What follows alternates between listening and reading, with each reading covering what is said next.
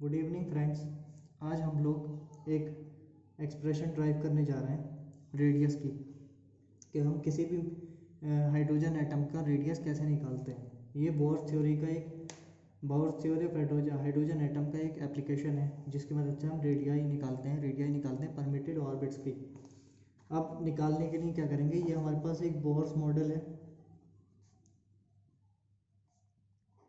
Hydrogen atom का। ये एक हमारे पास एक बोर्स मॉडल है। अब हम इसको निकालेंगे कैसे।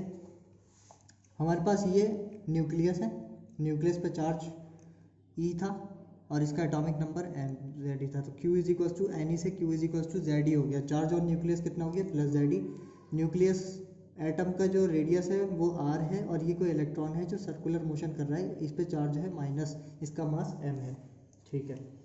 अब अगर हम इस इलेक्ट्रॉन को ऑर्बिट में ही रिवॉल्व कराना चाह सकते हैं, कि टू कीप द इलेक्ट्रॉन, अगर हम चाह रहे हैं कि ये इलेक्ट्रॉन इसी ऑर्बिट में घूमता रहे, रिवॉल्व होता रहे, electron in its orbit, centripetal force चाहिए होगी। उसके लिए हमें the centripetal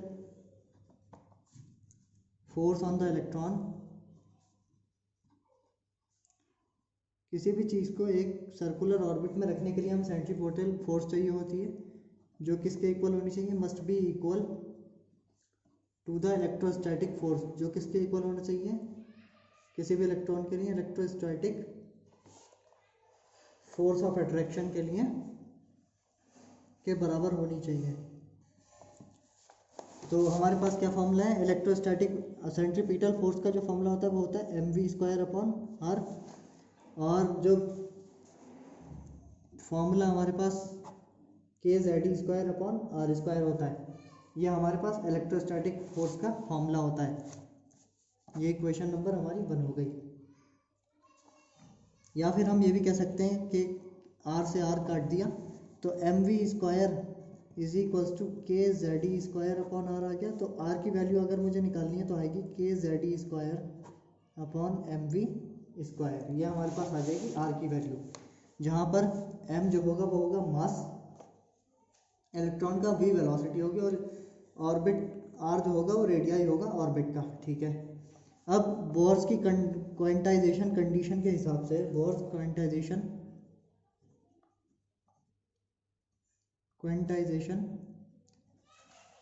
condition for angular momentum, क्योंकि ये इलेक्ट्रॉन रिवोल्यूशन कर रहा है तो इसको एंगुलर मोमेंटम कर रहा होगा। तो एंगुलर मोमेंटम की कंडीशन क्या है, angular momentum is equals to होता है mvr, जो कि होता है h/2π का इंटीग्रल मल्टीपल। ये बोर्स थ्योरी के अकॉर्डिंग है। तो m इज इक्वल्स टू हो जाएगा हमारा, r इज इक्वल्स टू हमारा हो जाएगा nh/2πmv। ये हमारे पास r हो जाएगा। ये इक्वेशन नंबर हो गई 3rd, ये इक्वेशन नंबर हो गई 2। अब हम क्या करेंगे, इक्वेशन 2 और 3 से देखेंगे। फ्रॉम इक्वेशन 2 एंड 3, इक्वेशन 2 क्या है हमारे पास, इक्वेशन 2 है r is equals to kZe²/mv²। तो kZe²/mv² इज इक्वल्स टू हमारे पास हो जाएगा nh/2πmv, nh/2πmv।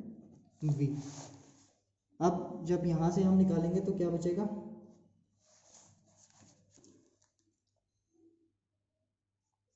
यहाँ से हम v से v कट गया, m से m कट गया, तो kZe²/v is equals to nh/2π। तो यहाँ से हम निकालेंगे वेलोसिटी, तो वेलोसिटी हमारी आ जाएगी v इज इक्वल्स टू हो जाएगा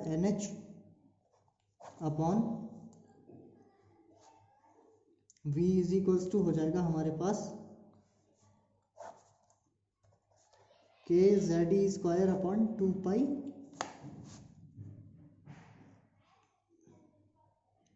v इज इक्वल्स टू हो जाएगा हमारे पास kZe² इंटू 4π/2π इंटू NH।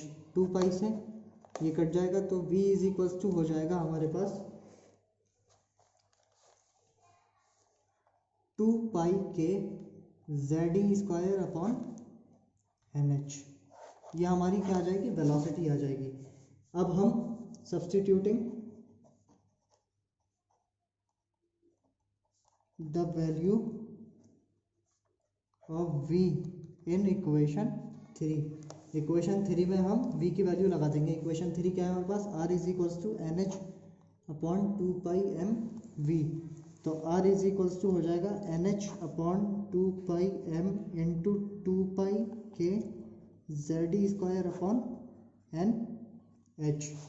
तो r इज इक्वल्स टू हमारा हो जाएगा n square h square upon 4 pi square m k z e square. ये रेडियस निकल के आ जाएगी हमारी गॉस थ्योरम के अकॉर्डिंग। ये हमारी रेडियस निकल के आ जाएगी किसी भी मॉडल की। Thank you and have a nice day.